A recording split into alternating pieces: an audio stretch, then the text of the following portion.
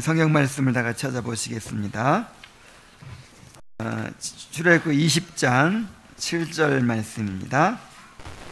출애굽기 20장 7절 제3계명. 자, 우리 다 같이 암송을 해보겠습니다.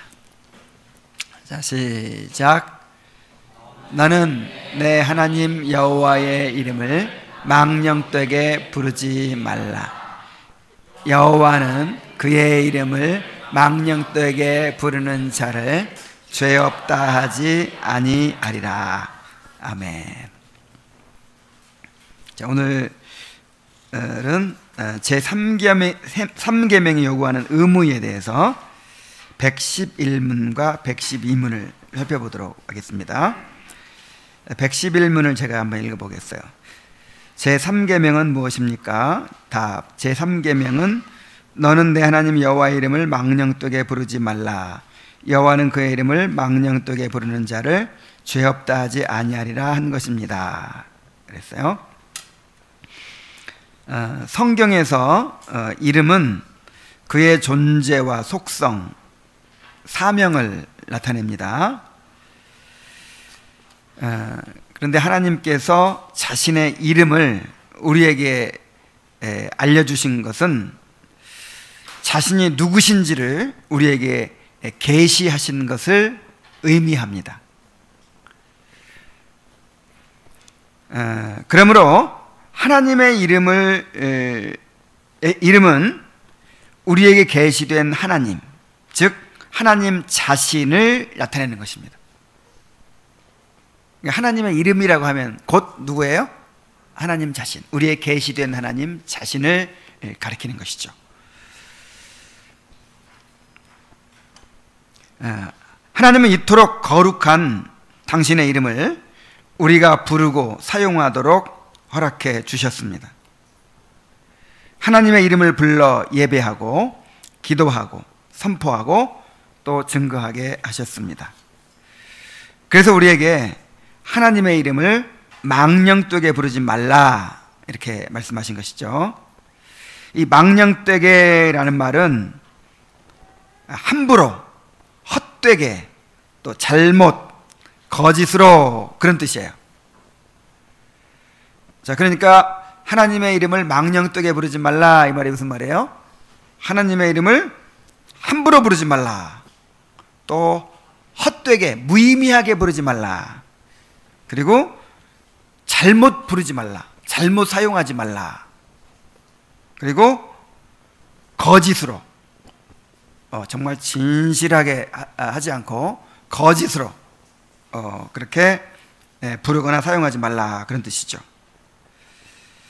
그렇게 되면 이제 하나님께 영광이 되는 것이 아니고 하나님께 욕이 돌려지게 되겠죠. 하나님을 모독하는 것이 되겠죠.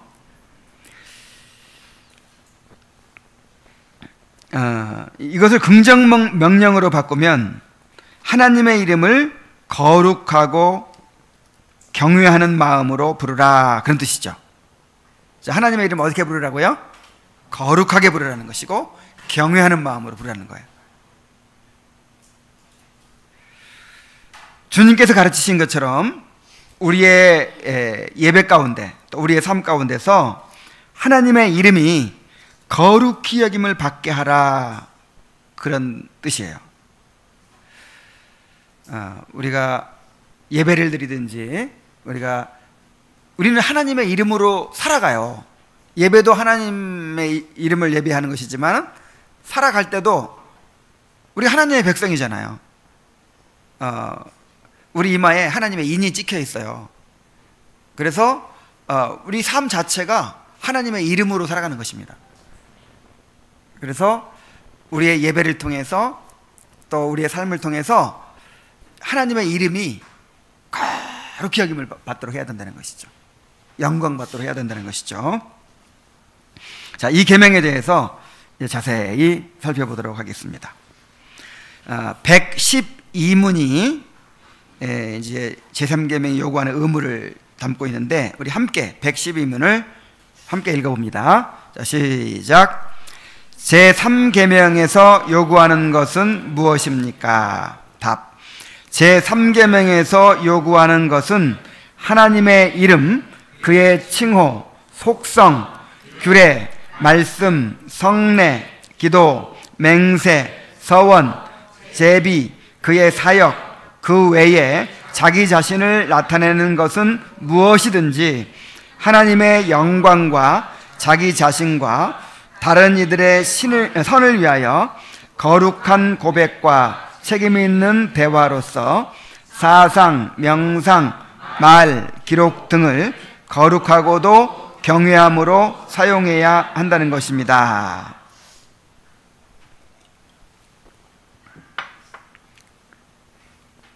자, 먼저 하나님의 이름, 그의 칭호, 속성, 규례, 말씀, 성례, 기도, 맹세, 서원, 제비, 그의 사역, 그 외에 자기 자신을 나타내는 것은 무엇이든지 라고 한 부분을 살펴보겠어요. 이것은 이제 구체적으로 무엇을, 왓의 문제죠. 무엇을 망령되게 부르지 말아야 되는가, 사용하지 말아야 되는가. 자, 먼저 하나님의 이름, 칭호, 속성이라고 했어요. 하나님의 이름과 칭호와 속성.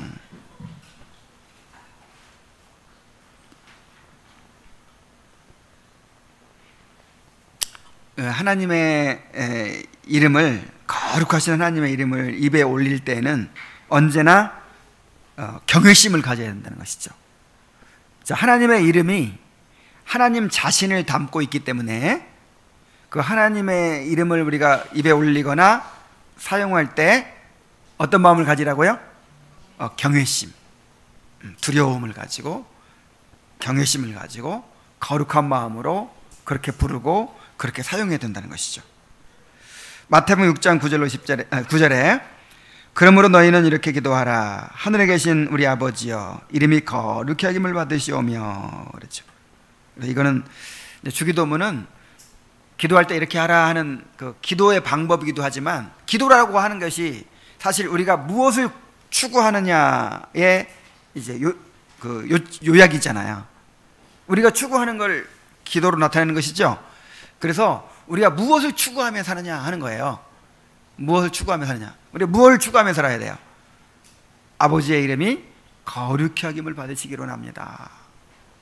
항상 우리의 모든 행사 가운데서 하나님의 이름이 거룩히 여김을 받기를 우리가 추구해야 합니다.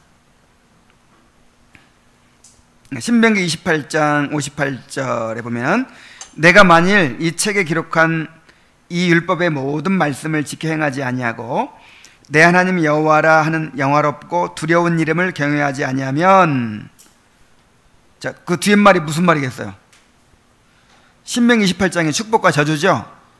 그러니까 하나님의 진노와 저주가 임한다는 이제 그런 내용이 뒤에 따라 나와요.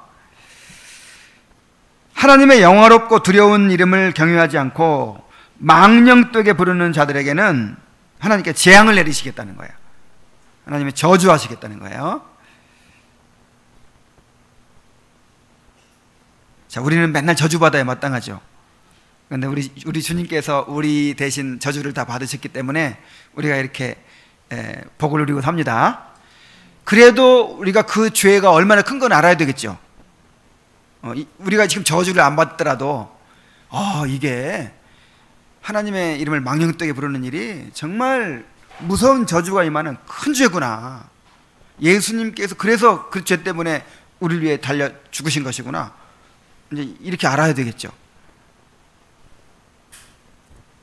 신명기 29장 2절 모세가 온 이스라엘을 소집하고 그들에게 이르되 여호와께서 애굽 땅에서 너희의 목전에 바로와 그의 모든 신하와 그의 온 땅에 행하신 모든 일을 너희가 보았나니. 자, 이스라엘 백성들이 그 하나님께서 행하신 놀라운 일들을 봤어요. 하나님이 어떤 하나님이라는 걸 알았어요. 그러니까 그 하나님의 이름을 어떻게 해야 돼요? 경외해야 되는 것이죠. 하나님이 이렇게 두려운 하나님이구나. 이렇게 놀라운 하나님이구나. 정말 하나님을 함부로 해서는 안 되겠구나. 하나님의 이름을 함부로 불러서는 안 되겠구나. 함부로 사용해서는 안 되겠구나 하는 마음을 가져야 한다는 것이죠. 시편 68편 4절 하나님께 노래하며 그의 이름을 찬양하라. 하늘을 타고 광야에 행하시던 일을 위하여 대로를 수축하라. 그의 이름은 여호와시니 그의 앞에서 뛰놀지어다. 우리를 놀라운 섭리로 인도하신 그 하나님의 이름을 마땅히 어떻게 해야 돼요? 찬양해야 합니다. 그러니까 하나님께서 우리에게 행하신 모든 구원의 그 역사가 하나님의 이름을 나타내는 거예요. 하나님의 이름. 그래서 우리 그 구원의 역사를 경험한 우리는 그 이제 반응으로 어떻게 해야 됩니까? 하나님의 이름을 찬양하는 것이죠. 하나님의 이름을 찬양하며 그 앞에서 즐거워해야 하는 것입니다.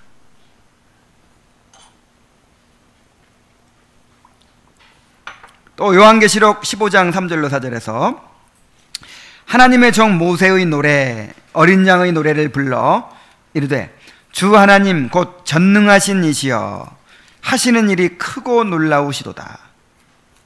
만국의 왕이시여 주의 길이 의롭고 참되시도다.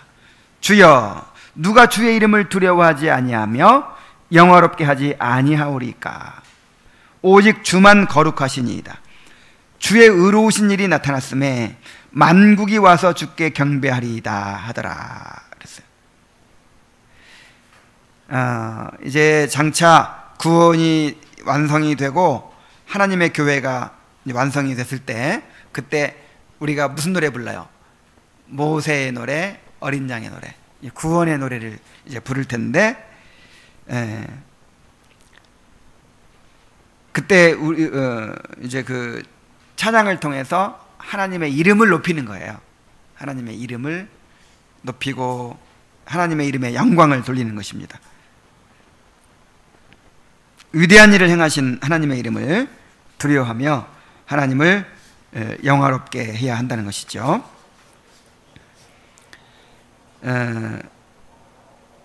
하나님의 이름을 망령되게 부르지 말라 그러니까 유대인들은 잘못 불렀다가는 망령되게 부르게 생겼잖아요. 그러니까 망령되게 부르지 않기 위해서 아예 안 불러버렸어요. 아예. 그래서 성경에 이제 여호와라는 이름이 나오면 그거를 아도나이, 주로 바꿔 불러요. 성경에는 여호와라고 쓰였는데 발음은 어떻게 해요? 아도나이, 주라고 부르는 거예요. 그리고 하나님이라는 이름조차도 안 불러요. 하나님 대신 뭐라고 불러요? 하늘. 그래서 그 탕자도 배운 습관은 있어가지고 내가 아버지와 하늘께 죄를 얻어 싸우니 그렇게 얘기하잖아요. 그래서 천국이라는 말도 그래서 나온 거예요. 천국, 하늘나라. 원래 하나님의 나라인데 하나님이라는 이름을 입에 안 올리려고 하다 보니까 그 하나님을 하늘로 바꿔서 하늘나라, 천국이 된 거예요. 그래서 마태복음에만 천국이라는 말이 나와요.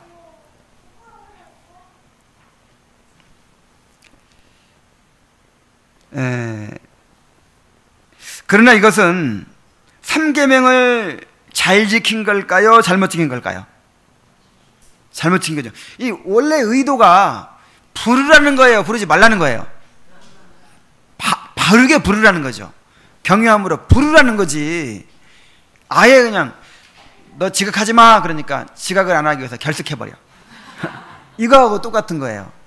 그래서 유대인들은 정말 이 유대인들은 자기들이 잘 지킨다고 하는 것 하면서 정말 하나님의 의도를 완전히 그냥 깔아뭉개고 무시하는 그런 사람들이에요. 자, 그런데 오늘날에는 정반대로 하나님의 이름을 망령되게 부르는 사람들이 있어요. 유대인들은 아예 안 부름으로써 하나님의 이름을 망령되게 했는데 오늘날 교인들은 너무 함부로 부름으로써 또 하나님의 이름을 망령되게 하는 경향이 있어요. 별 의미도 없이 주여, 아버지 주여, 하나님, 그냥 막 남발을 해요. 기도의 추임새로 사용해요. 어디 가다가 돌부리에 걸려 넘어질 뻔, 아이고 주여. 이게 완전히 그냥 이게 별 의미도 없잖아요, 사실. 그리고 뭐 주여 삼창을 하지 않나, 뭐 하나님의 이름을 하루에 10번 부르기 운동을 하지 않나. 그냥 너무 남발을 해요, 그렇게. 미국 사람들도 그렇죠. 이 서양 사람들, 오 마이 갓, 그 다음에 무슨 일만 있으면 지저스 크라이스트, 그 다음에 에치 하면 뭐라 그러죠? God bless you. 그냥 아무 의미 없이 그렇게 막 남발을 하는 거예요.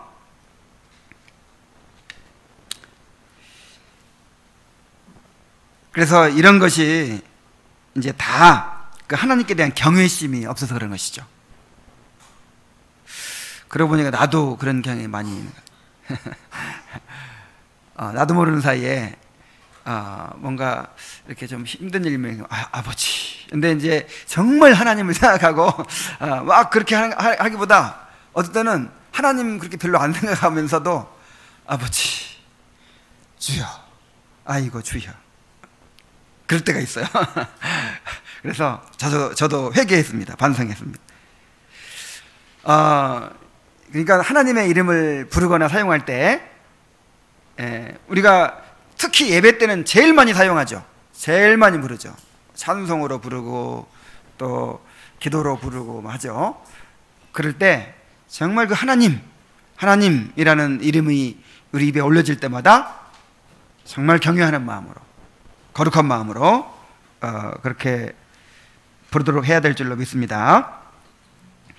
자, 이렇게 하나님의 이름과 칭호와 그 속성에 대해서뿐만 아니라 하나님의 규례에 대해서 또 경외심을 가지고 행하라는 거예요. 하나님이 정하신 규례는 언제나 경외심을 가지고 돼야 됩니다. 말라기 1장 14절에서 짐승떼 가운데에 수컷이 있거늘 그 서원하는 일에 흠이 있는 것으로 속여 내게 드리는 자는 저주를 받으리니 나는 큰 임금이요 내 이름은 이방 민족 중에서 두려워하는 것이 됨이니라. 만군의 여호와의 말이니라 그랬어요. 하나님 앞에 제사를 드리는데 제사 드릴 때는 가장 좋은 것으로 또 수컷으로 그렇게 드리라고 했거든요. 근데 계속 제사 드리는 거 아까워요. 그리고 어차피 그냥 죽여서 태워서 없앨 건데 그거 좀 나쁜 거 드리면 어때요? 그래서 수컷 좋은 건 딱 아껴두고 병든 것, 저는 것, 막 이런 것을, 눈먼 것, 이런 것을 이제 갖다 드리는 거예요. 이게 지금 하나님의 규례를 어떻게 생각하는 거예요? 아주 함부로, 아주 가치없게 생각하는 거잖아요. 그래서 이것을 너희 총독들에게 드려보라 그랬어요. 총독한테 드려도 기분 나빠할 제물을 거룩하신 하나님 앞에 드린다면 이것은 하나님의 이름을 망령되게 여기는 것이 된다 하는 것이죠. 그래서 하나님의 규례를 행할 때에는 항상 하나님을 경외함으로 하라는 거예요. 근데 예배도 하나님의 규례죠. 예배도 우리가 행하는 그 하나님께서 행하라고 하신 모든 일들은 다 하나님의 규례잖아요. 예배 드리는 거, 나중에 또 성례라고 따로 나오지만 성례를 행하는 거, 또 개인 경건의 시간을 갖는 거, 은혜의 수단을 붙잡는 거, 이런 모든 것들을 다 하나님을 경외하는 마음으로 하는 거예요. 왜요?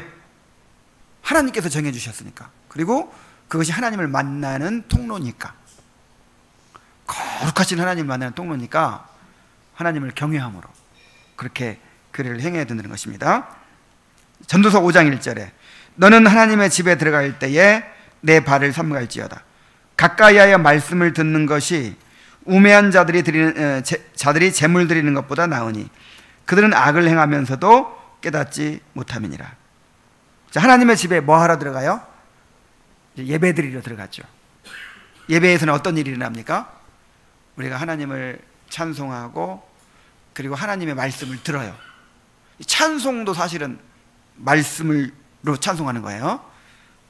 말씀으로 찬송하고 말씀으로 기도하고 또 하나님께서 우리에게 말씀해 주시고 그래서 말씀 중심의 예배가 되어야 되는 것이죠. 그래서 그 예배 가운데 하나님께서 이 예배의 규례를 우리에게 허락하신 이유가 무엇인지 그 의도를 잘 생각하고 뭐에 집중해야 될까요? 말씀에 집중해야 되죠. 그런데 그냥 형식만 갖추는 거예요. 형식만. 예배 순서만 그냥 의례적으로 참석하고 실제로 하나님의 말씀을 귀 기울이지 않아요. 실제로 하나님의 말씀에는 마음을 닫아요.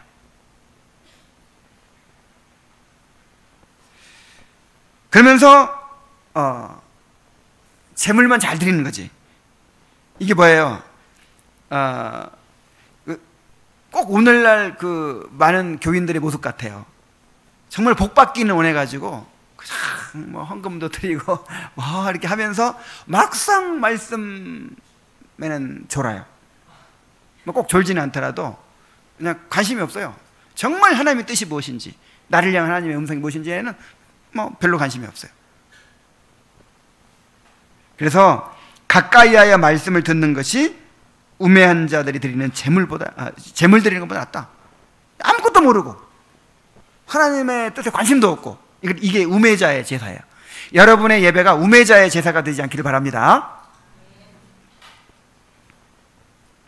그래서 하나님의 규례를 하나님을 경외해야 하는 마음을 가지고 행해야 된다는 것이고, 그 다음에 하나님의 말씀을 경외함으로 사용해야 합니다. 경외함으로 대해야 합니다. 시편 138편 2절에 내가 주의 성전을 향하여 예배하며 주의 인자하심과 성실하심으로 말미암아 주의 이름에 감사하오리니 이는 주께서 주의 말씀을 주의 모든 이름보다 높게 하셨음이라.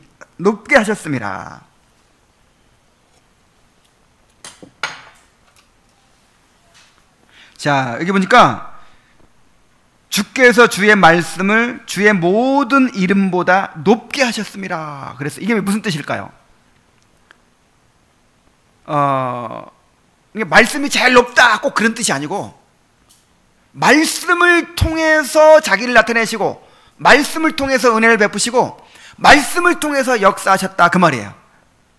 여러분 그렇죠?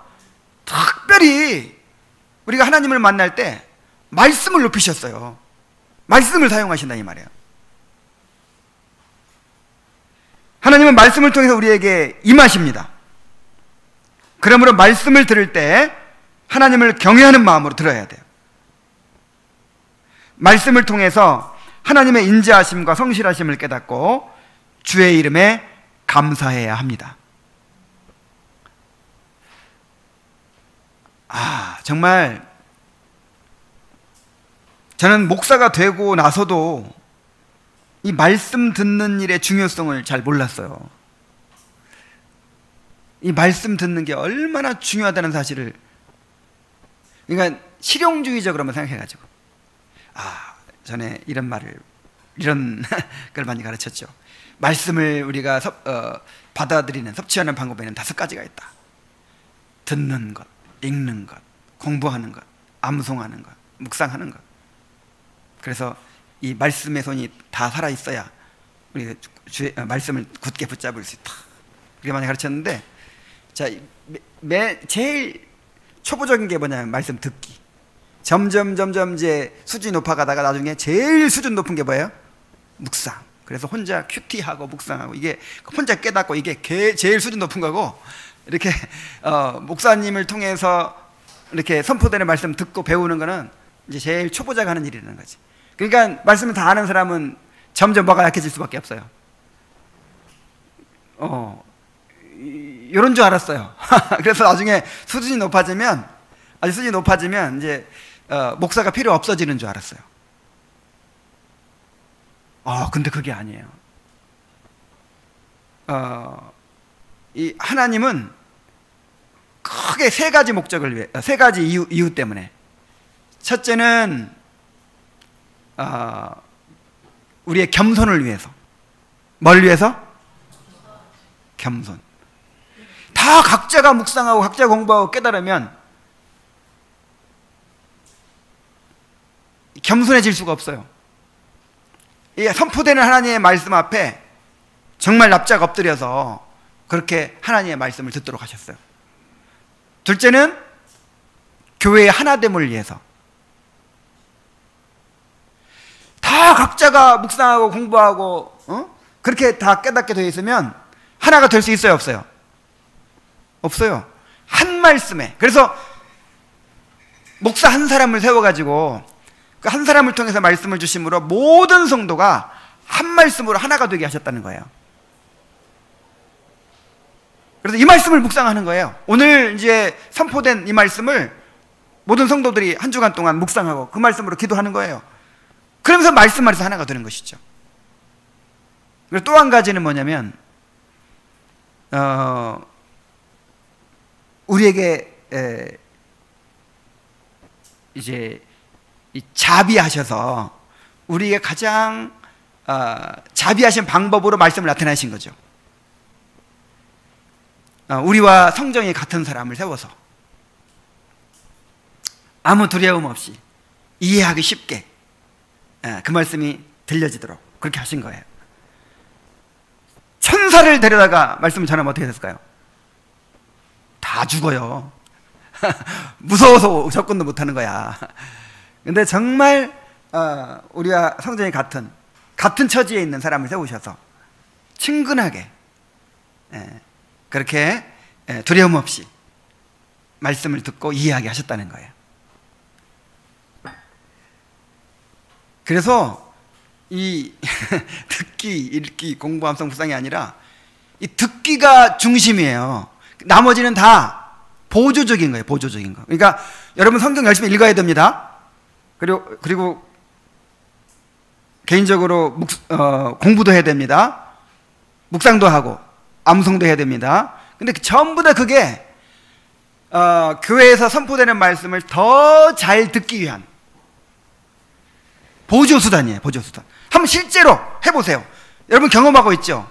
일주일 내내 그냥 개인적인 말씀 생활 안 하다가 교회 와서 이렇게 말씀 듣는 거 하고 일주일 내내 성경도 읽고 경건서적도 읽고 말씀도 암송하고 묵상도 하고 그리고 나와서 말씀 듣는다고 같아요, 들려요? 이 수용 능력이 달라요. 꼭 무슨 이해력 그런 차원이 아니고 영혼 자체가 준비가 안 된 거예요. 여러분 하나님의 말씀은 들려지는 것입니다. 어떻게 된다고요? 들려지게 돼 있어요.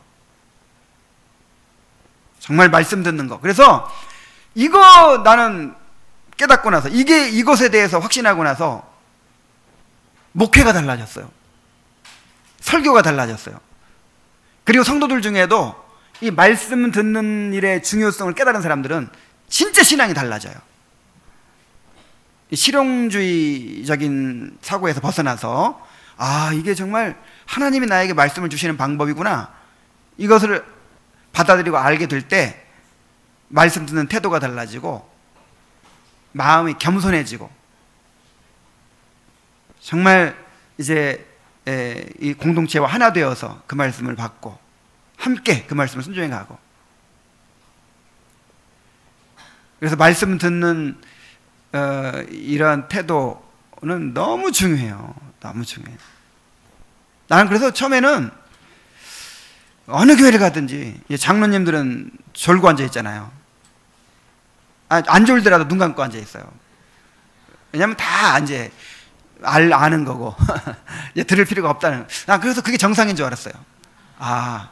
저렇게 성장해서 장로님쯤 되면 이제 눈 감고 여러분 정말 이렇게 되면 안 됩니다. 정말 이렇게 되면 안 돼요. 여러분들이 이제 계속 들으면 엄청 많이 알 거 아니에요. 맨날 독서 모임하고 막 설교를 일주일이면 몇 개씩 듣고 막 아이고, 그러면 이렇게 한 20년만 가보세요, 그냥. 완전히 그냥 알 거 다 알고 그냥. 그래도 아는 말씀에 은혜를 받아야 돼요. 겸손히 그 말씀에 굴복하고 그 말씀을 받아야 돼요. 정말 그거 잃어버리면 이제 끝이에요. 그거 잃어버리면. 그래서 이 성경에서 겸손이라고 하는 거는 하나님 앞에서 자기를 낮추는 거거든요. 근데 특히 말씀을 듣는 태도를 말하는 거예요. 겸손은 딴 게 아니에요. 난 못해요, 이게 겸손이 아니고, 말씀을 듣는 태도에서 그 사람이 교만하냐 겸손하냐가 드러나는 거예요. 정말 겸손한 성도들 되시기 바랍니다. 그 다음에 성례. 들리는 말씀이죠. 성례는 보이는 말씀. 보이는 말씀. 하나님이 제정하신 성례를 하나님을 경외함으로 시행해야 합니다. 고린도서 11장 24절로 25절 또 28절에서 29절에 축사하시고 떼어 이르시되 이것은 너희를 위하는 내 몸이니 이것을 행하여 나를 기념하라 하시고, 식후에 또한 그와 같이 잔을 가지시고 이르시되 이 잔은 내 피로 세운 새 언약이니 이것을 행하여 마실 때마다 나를 기념하라 하셨으니, 사람이 자기를 살피고 그 후에야 이 떡을 먹고 이 잔을 마실지니 주의 몸을 분별하지 못하고 먹고 마시는 자는 자기의 죄를 먹고 마시는 것이니라. 자, 이것도요, 양극단이 있어요. 옛날 천주교인들은 성례니까, 주의 살과 피니까 이거 너무 두려운 거잖아요. 실제로 주님의 살이라고 생각하고 막 실제로 주님의 피라고 생각하니까 벌벌 떠는 거예요. 그래가지고 혹시라도 부스러기가 떨어져가지고 혹시 지나가던 쥐라도 먹으면 어떡해요. 그래가지고 떨어지지 않도록 이렇게 동그란 그 뭐라고 하죠? 잊어버렸네. 그걸 만들어가지고 이렇게 입에 딱 넣어줘요. 입에다 딱 넣어줘. 그리고 이제 포도주는 예수님의 피인데 이 흘리면 어떡해요? 그래가지고 아예 안 줘요. 그 신부 혼자 다 먹고 나눠줬다가 그거 흘려버린다든지 하면 큰일 나잖아요. 그래 안 먹어요. 그리고 이제 먹다 남은 그 떡은 이게 예수님의 살인데요, 함부로 하면 안 되잖아요.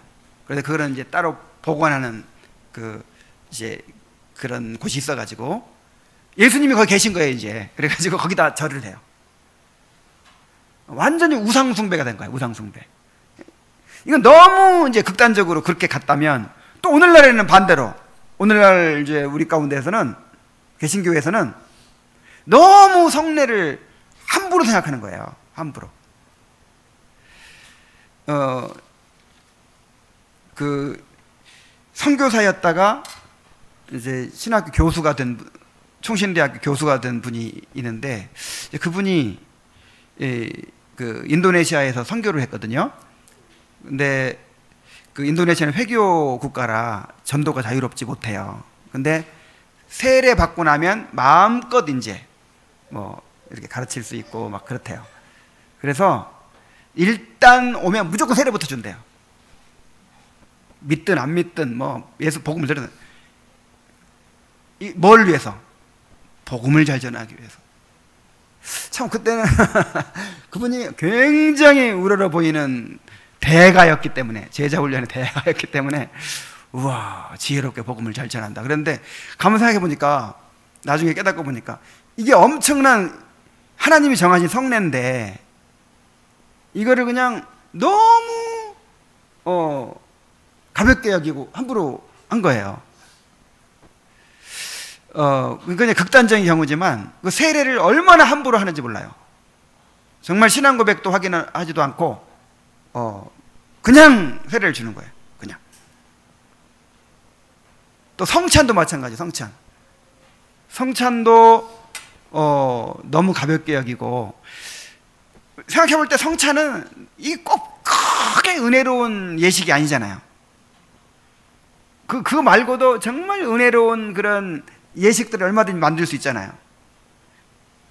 무슨 세족식을 만들기도 하고, 무슨 무슨 축복식을 만들기도 하고, 서로 포옹하고 사랑합니다 하는 그런 그런 것도 만들기도 하고. 아니, 형식적으로 그냥 떡 떼어주고 포도주 한 잔 마시고 아무런 느낌도 없고 이건 그런 것처럼 느껴지잖아요. 그러니까 이제 점점 이렇게 소홀히 하는 거죠. 그래서 1년에 2번, 3번 그렇게 그냥 형식적으로 하고, 그리고 이것도 이제 아무나 막 이렇게 받게 된다든지, 정말 사람들을 살피지도 않고 그렇게 아무나 받게 한다든지, 자, 이런 일들이 있어요. 성례를 믿음이 없이 형식적으로 행한다든지, 주님이 정해준 성례를 마음대로 바꾼다든지, 또 태만히 하는 거, 이런 게 하나님의 이름을 망령되게 부르는 것이 되는 것입니다. 정말 하나님을 경외하는 마음으로 해야 돼요. 우리가 보기에 좀 어리석어 보여도 이거 말고 다른 방식으로 하면 더 좋을 것 같은데 그래도 주님이 정해주신 대로 그렇게 해야 돼요. 우리 말씀도 전도에 미련한 것을 하듯이 우리가 주님보다 더 지혜로우려고 하면 안 돼요. 주님께 정해주신 방법대로 그렇게 해야 됩니다.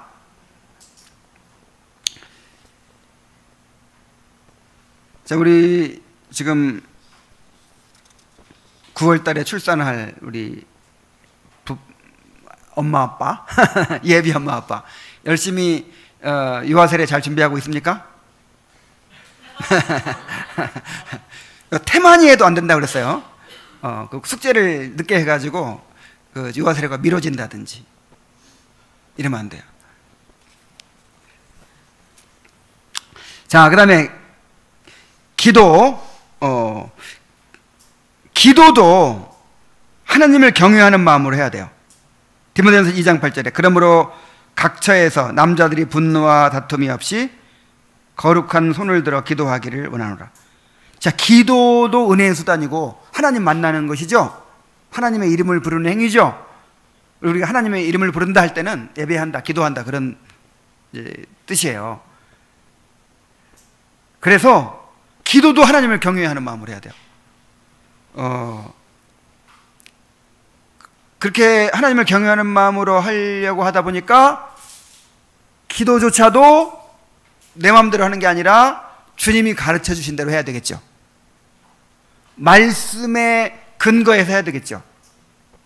나는 이렇게 하니까 기도가 더 잘 나오더라. 이거 안 돼요. 주님께서 분명히 이렇게 기도하라 그랬잖아요. 이 그리스도인의 기도, 하나님의 백성의 기도가 따로 있어요. 자, 기도 없는 종교 있나요? 심지어 종교가 없어도 기도를 하더라고요. 어려운 일 생기면. 근데 그런 기도하고 하나님의 백성의 기도가 달라요. 그러면 정말 하나님께서 원하시는 기도, 하나님께서 받으시는 기도는 어떤 기도인가를 우리가 배우려고 하고, 제자들처럼 우리에게도 기도를 가르쳐 주옵소서 이렇게 해야 될 텐데, 사람들 생각에 기도는 다 기본적으로 안다고 생각해요. 그렇죠? 기본적으로 자기가 기도는 다 마스터하고 있고, 안 해서 그렇지, 못해서 그렇지. 그럼 나름대로의 기도빨을 잘 받는 방법을 다 나름대로 다 가지고 있어. 우리가 정말 주님의 기도를 배워야 됩니다. 정말 성경의 기도를 배워야 돼요. 하나님의 백성의 기도를 배워야 돼요. 기도할 때 우리가 하나님 앞에 서는 것이기 때문에 우리 안에 있는 미움과 시기와 분노를 다 그치고 하나님 앞에 고백하고 버려야 됩니다. 그리고 하나님을 경외하는 마음으로 기도해야 하는 것입니다. 자, 그 다음 맹세. 하나님의 이름으로 맹세할 때 하나님을 경외하는 마음으로 해야 됩니다. 에레미야 4장 2절에 진실과 정의와 공의로 여호와의 삶을 두고 맹세하면 나라들이 나로 말미암아 스스로 복을 빌며 나로 말미암아 자랑하리라.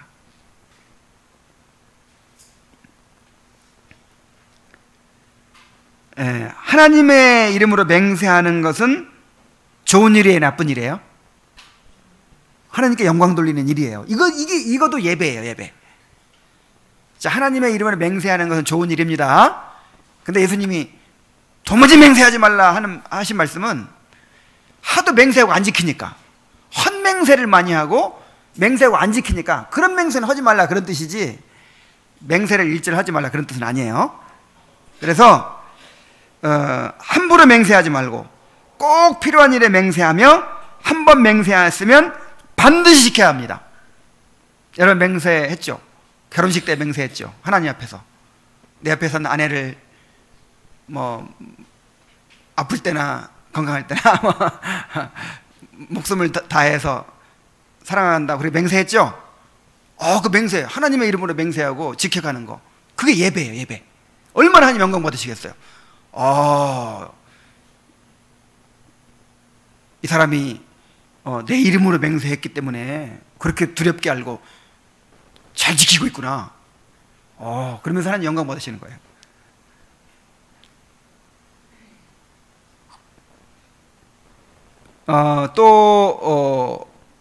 이 교회 앞에서 서약한 것도 맹세예요, 이게. 그죠? 여러분 교회 앞에서 정회원이 될 때 서약했죠? 그거 다 기억하고 있습니까? 뭐라고 서약했는지? 그거 하나님 앞에 선 거예요. 그 서약을 잘 기억하고 지켜야 돼요. 하나님을 두려워하고. 그때 하나님께서 영광 받으십니다. 그래서 함부로 맹세하고 헛맹세하고, 맹세하고도 그냥 기분이 달라졌다고 안 지키고, 이렇게 할 때 어떻게 된다고요? 하나님의 이름을 모독하는 것이 돼요. 망령되게 부르는 것이 됩니다. 자, 그 다음에 서원. 자, 서원은, 맹세는 하나님의 이름으로 사람에게 하는 거라면 서원은 하나님과 약속하는 거죠. 자, 하나님께 서원하는 것도 하나님을 경외하는 마음으로 해야 됩니다. 자, 하나님께 서원하는 것도 하나님께 영광 돌리는 일이 되겠죠. 야, 얼마나 정말 그렇게 하나님께 자기를 드리고 싶으면 하나님께 약속을 드리겠어요. 우리 아이들도 그러잖아요. 엄마, 내가 나중에 커서 해외여행 보내줄게. 그럼 기분 좋죠? 그래, 꼭 지켜야 되는데 안 지켜서 그러지. 근데 우리가 정말 하나님께 뭔가 드리고 싶은 마음이 막 생겨나는 거예요. 하나님께 나를 헌신하고 싶은 마음이 막 생겨나는 거예요. 근데 또 이러다 말아요, 또 변덕스럽게. 그래서 내 이번 마음 변치 않고 싶어. 하나님, 내가 이렇게 하나님 앞에 헌신하겠습니다. 내가 이렇게 하나님께 하겠습니다. 자, 이거 하나님께서 얼마나 기뻐하시겠어요. 이런 서원 좀 한번 해보세요. 그리고 지켜가는 거예요. 자, 전도서 5장 2절 4절 6절 보면, 너는 하나님 앞에서 함부로 입을 열지 말며 급한 마음으로 말을 내지 말라. 하나님은 하늘에 계시고 너는 땅에 있음이니라. 그런즉 마땅히 말을 적게 할 것이라. 내가 하나님께 서원하였거든 갚기를 더디게 하지 말라. 하나님은 우매한 자들을 기뻐하지 아니하시나니 서원한 것을 갚으라. 서원하고 갚지 아니하는 것보다 서원하지 아니하는 것이 더 나으니 내 입으로 내 육체가 범죄하게 하지 말라. 천사 앞에서 내가 서원한 것이 실수라고 말하지 말라. 어찌 하나님께서 내 목소리로 말미암아 진노하사 내 손으로 한 것을 멸하시게 하랴. 그래서 이것도 그러니까 안 하면 되지 뭐. 아예 내 인생에 서원이란 없다. 그러면 아예 어길 일도 없으니까. 꼭 이렇게 받아들이지 마세요. 에휴, 미련한 사람들 왜 서원해가지고. 정말 하나님 앞에 서원하는 사람 되세요. 너무 사랑해서, 하나님 사랑해서 서원하는 사람 되시고, 그 서원을 잘 지키는 사람 되세요. 단 그냥 생각 없이 함부로 서원하지 말라 이거죠. 남편한테 안 물어보고 그냥 막 하고 그러지 말라 이거죠. 그래서 이 성경에도 남편과 상의 없이 내가 뭘 어떻게 하겠다 한 거, 이거는 나중에 남편이 나 그거 무효하겠습니다 하면 무효가 될 수 있어요. 그래서 진지하게 하라는 거죠. 진지하게. 그러니까 작은 서원부터 한번 해보세요. 자, 제비가 있어요. 제비. 제비 뽑기죠. 제비를 뽑는 것은 구약에서 하나님의 뜻을 묻는 방법이었습니다. 이것도 하나의 계시의 방법이에요. 특히 이제 이 신약에서는 사람을 뽑을 때 제비를 뽑았어요. 사도행전 1장 24절 26절 그들이 기도하여 이르되 무사람의 마음을 아시는 주여 이 두 사람 중에 누가 주님께 택하신 바 되어 제비 뽑아 내가 뭐 빼먹은 것 같네. 어쨌든 이제 12명의 사도가 있어야 되는데 가룟 유다가 죽었잖아요. 그래서 한 명을 이제 보충하기 위해서 두 사람을 천거한 다음에 두 사람 중에서 제비를 뽑은 거예요. 제비를 뽑아서 마띠아가 뽑혔습니다. 오늘날에는 제비 뽑기가 없지만 저는 이 교회의 직분자를 선출하는 일에 적용할 수 있다고 생각합니다. 자, 교회의 직분자는 반드시 교인들의 투표를 통해서 뽑게 돼 있어요. 그냥 일방적으로 막 목사가 임명하는 거 아니에요. 자, 일방적으로 개인이 권한으로 직분자를 임명하면 교황제처럼 되잖아요. 그래서 반드시 교인들에게서 나오게 돼 있어요. 교인들에게서. 저는 이제 처음 교회를 제가 이렇게 세워서 그렇지, 또 새로운 목사님을 이 교회 목사님으로 세울 때는 투표해야 되는 거예요. 교인들의 투표에 의해서 목사가 세워져요. 장로 세울 때도 교인들의 투표에 의해 세워져요. 집사 세울 때도 교인들의 투표에 의해 세워져요. 그런데 이게 하나님이 정하신 방법이에요. 이것이. 그래서 투표할 때 정말 제대로 해야 되겠죠. 인간적인 생각으로 하면 안 되겠죠. 하나님을 경외함으로. 왜냐하면 투표가 이게 하나님 뜻이 돼버리잖아요. 투표가 하나님 뜻이 되기 때문에 인정에 끌려가지고 이렇게 정말 하나님이 무엇을 누구를 원하실까 이걸 생각하는 게 아니라 인정에 끌려가지고 이 사람 친하니까 이런 식으로 하면 안 되겠죠. 투표할 때도 그렇게 해서는 안 되고, 그 다음에 투표를 이제 했어요. 어떻게든 해가지고 누가 뽑혔어요.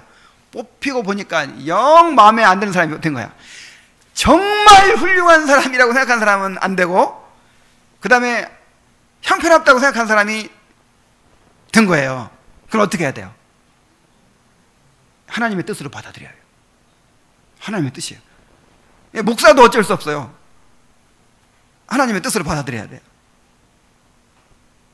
자, 미리 우리가 이게 배워둬야 돼요. 그래야 나중에 특히 나보다 어리고 나보다 나중에 오고 나보다 헌신도 안 하고 나보다 성경도 모르고 그 사람이 딱 되고 나는 떨어졌어. 그리고 꼭 이게 뽑으려고 하는 사람보다 뽑으려고 하는 숫자보다 더 많게 후보를 세우게 돼 있어요. 애석하게. 그래서 여기 보세요. 한 사람 뽑을 거면서 두 사람 놓고 투표를 하잖아요. 그럼 한 사람이 얼마나 상처받겠어요. 택함을 못 받았잖아요. 자, 이런 거 상처받으면 돼요, 안 돼요? 절대 안 됩니다.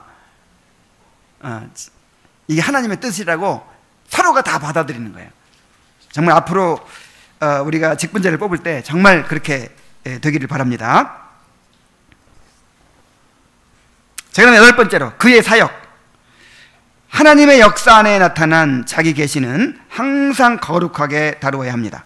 요한복음 36장 24절에 그대는 하나님께서 하신 일을 기억하고 높이라. 잊지 말지어다. 인생이 그의 일을 찬송하였느니라. 자, 하나님께서 하신 일을 기억하고 어떻게 하라고요? 높이라. 자, 그런데 우리는 어떻게 해요? 우리 삶 가운데서 하나님이 행하시는 일을 일부러 기억하고 그 하나님을 높여야 되는데, 내가 이렇게 했다는 것을 자꾸만 기억하고 누구를 높여요? 나를 높여요. 이게 하나님 경외함이 없어서 그래요. 이게 하나님을 망령되게 일컫는 거야. 이게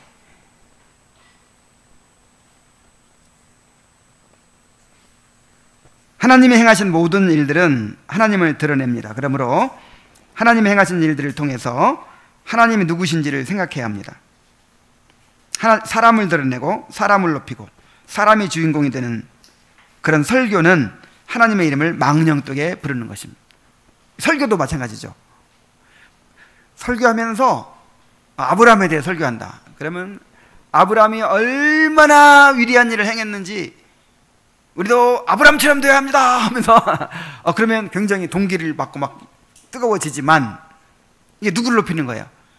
그 아브라함을 그렇게 만드신 하나님을 그냥 사실 하나님의 주인공이 있거든요. 하나님이 주인공이거든요. 그래서 하나님을 막 드러내야 되는데 사람을 자꾸 드러내요. 사람을.